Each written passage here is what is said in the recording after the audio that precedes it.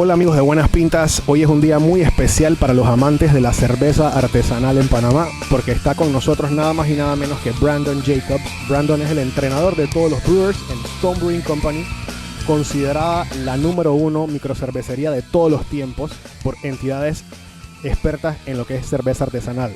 Welcome Brandon to Buenas Pintas. Tell us about all the recipes that you have here in Panama and new ones that you're elaborating right now in Escondido, California. Beers we have here in Panama so far are our IPAs. So the Stone IPA, go-to IPA, which is a session beer, low alcohol. Then there's our delicious IPA, accentuates a lot of different tropical fruity hops. And then the Arrogant Bastard, which is an American strong ale, but definitely tends towards the hoppy bitter side. You'll also be seeing Ruination, which is our double IPA, and you'll be seeing the 2.0 version of that. So we've updated it with some new crazier American hops and some New Zealand hops as well. And you'll also be seeing our Imperial Russian Stout, which is a big, thick, heavy malt-forward beer.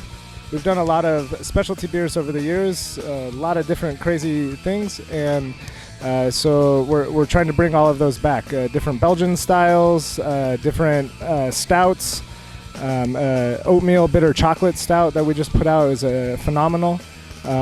Also a beer that I helped create, we're calling Screw It, which is a imperial wit beer with elements of a Finnish Sahti and English Gruit, and kind of going along with the mentality of Stone Brewing to just kind of create our own styles and do something crazy and just make sure it tastes good. For us, it's a very special event to have you guys collaborating with our pioneers in the microbrewing industry. Can you tell us about that recipe? Jonathan and I worked together via email at first. Got to meet him a couple days ago. I'm really excited about that. We wanted to accentuate Geisha coffee. We didn't want to bury it in a stout or a porter or anything dark that would mask those flavors. We also didn't want to put it in an IPA that the hops would overtake the coffee. So we decided to do an amber ale. So a little bit lightly flavored for Stone, but talking to Jonathan the last couple days, we've decided to up the hops a little bit. To give it more of that kick that him and Stone really enjoy. So it's just going to be a very lightly flavored beer with the coffee standing out. We're aiming for 6.8% ABV and about 52 IBUs, but we'll see how it comes out. Might be a little bit more towards 60. Can you tell us about your experience and how did you end up in Stone Brewing? I started as a home brewer and just immediately got the love, the passion in my heart for brewing and everything to do with it. It's a lot of hard work, but if you love that hard work, it really shows in the beers that you make.